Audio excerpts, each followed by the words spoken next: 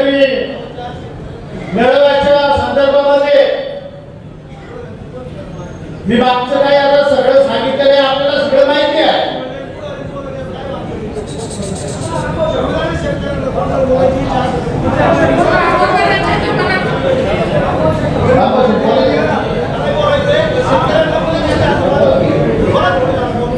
मी शेतकरी ठीक आहे, झालं आपलं पण जे चुकीचं आहे ते मी कधीच पाठीशी घालीत नाही. जे खरं आहे त्याच्या मागे मी उभा राहतो, म्हणून मी आज माईकवर आहे. आज मला एवढंच सांगायचंय, आपल्या जुन्नर तालुक्याची रचना आज 4 धरणं आपली लोक विस्थापित झाली, बिचारी विस्थापित झाली. 4 धरणांमुळे आज हे पाणी तालुक्यामध्ये फिरलं. वाडवाड्यांची म्हणजे मोहलखेड असतील, यशवंतराव चव्हाण असतील किंवा शेरकर असतील, दादा असतील, काळे साहेब, या सर्व जुन्या मंडळींनी जे काय केलं त्याची ही भौगोलिक जुन्नर तालुक्याची परिस्थिती आज आपल्याकडे शेतकरी कांदा असू, ऊस असू, केळी असू, तरकारी असू, या सगळ्यांनी सुजलाम सुफल आहे. म्हणून या आणि जुन्नर तालुका पुण्यात महाराष्ट्रामध्ये आपण चौकामध्ये आहोत. नाशिक जवळ, पुणे जवळ, मुंबई जवळ, नगर कल्याण जवळ. म्हणून या रचना काश्मीर तालुक्याची आहे. त्यामुळे आपण जे पिकवलं ते आपल्या इथं विकलं जातं. म्हणून दादांनी किंवा शेतकरी बाबांनी कारखान्याचा भाग घातला आणि बाजार समिती आणि कारखाना या ठिकाणी उभा केला. त्या मंडळींना मी दादांना, शिवाजी दादांना आणि निवृत्ती शेठला प्रणाम करतो. तुमचे विजय होतं ते तुम्ही दिलं, म्हणून आम्ही या ठिकाणी आज सुखी आहे. आज या तालुक्यामध्ये टोमॅटो मार्केट नारायणगावला भरतं, भाजी मार्केट उतूरला भरतं, कांदा मार्केट आळेघाटाला भरतं आणि बाजार गायचा मार्केट आळेघाटाला भरतं आणि गुरांचा बाजार पेढेला भरतं, जुन्नरला सुद्धा कांदा मार्केट भरतं. हे भरत असताना आज तालुक्यामध्ये आज जर पाहिलं तर तुम्ही जे रोग लावले ते दादांनी लावले. हे जरी माणसं आखाडी थोडा आले त्यांना त्या ठिकाणी आज या भ्रष्टाचाराबरोबर जायची कुठलीही त्या ठिकाणी त्यांची नैतिकता नाही असं मी या ठिकाणी त्याचा जाहीर निषेध करतो.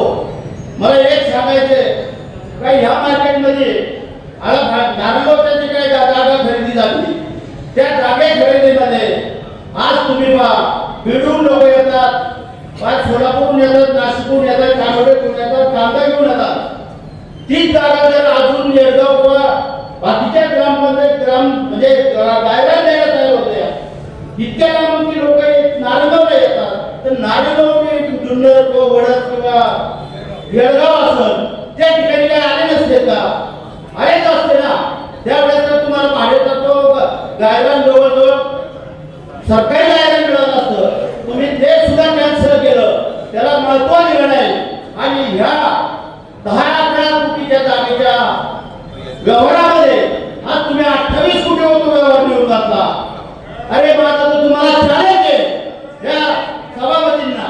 तसं पाहिजे तर ग्रामपंचायत असेल, सोसायटी असेल, व्यापारी असतील, ही सर्व आपली मायलेकरं ह्या तालुक्याच्या ह्या शिवाजी महाराजांच्या जन्मभूमीची सर्व लेकरं आहेत. ग्रामपंचायतीचे आपले 4 संचालक असतात, सोसायटीचे 9 असतात, व्यापारी वर्गाचे 2 असतात आणि पलटचे अशी ही रचना आहे. ही सुद्धा सर्व जी मायलेकरं आहेत, पंचायतीचे सरपंच असतील, उपसरपंच असतील, ग्रामपंचायत सदस्य असतील, सर्व सोसायटीचे चेअरमन, सेक्रेटरी आणि सर्व सदस्य असतील. आज आपण त्यांना नाव ठेवू शकत नाही. त्यांनी जे काय निवड केली आपण ती निवड सगळ्यांनी केली त्या पद्धतीने ते झालं.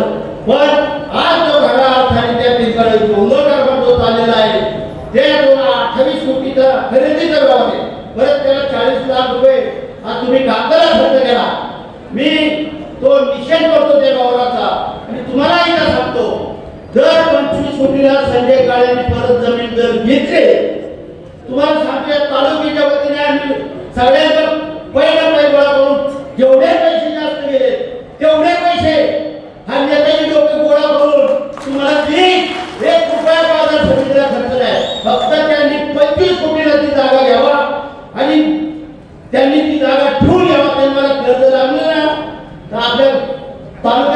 संस्था आहे, तुम्हाला काय कर्ज लागलं तर कर्ज सुद्धा देऊ, अशा पद्धतीने त्यांना आव्हान करतो. आणि कोटी रुपये घालायची बाळेवाडी साहेब माझ्या सुद्धा एकटा घाली. जर खरंच ते जर शिवाजी महाराजांचे मला पुत्र आहेत ना, शिवाजी महाराजांच्या जन्मात झाला नाहीत ना, त्यांनी फक्त 25 कोटीला जागा घ्यावा. राहिलेले पैसे आम्ही सर्व काही बसलेले तुमच्याकडे घेत नको, शेतकऱ्यांना रुपये गोळा करू आणि ते पैसे मार्केट कमिटीला देऊ. फक्त 25 कोटी रुपये त्यांनी ती जमीन घ्यावा आणि बैठे लावा हवा. त्याच्यापेक्षा जर काय कमी करायचं असेल तरी आम्ही हे करू. अशा पद्धतीने चुकीचं नाही साहेब, त्यांनी स्वतः ठेवा ना स्वतः. माझं म्हणजे त्यांनी स्वतः ती जागेवर ठेवून करावा ना, त्याला काय आहे बोलायला काय गावात त्यांनी केलंय ना. माझं म्हणणं आहे ना, मी शेतकरी आहे, ठेवा ना त्यांनी. आम्ही बाकीचे सगळे गोळा करून बाकीचे जर बाजार समितीला जर तोटा आला ना, बाकीचे पैसे आम्ही घालतो ना, काय हरकत आहे. धन्यवाद. जय हिंद.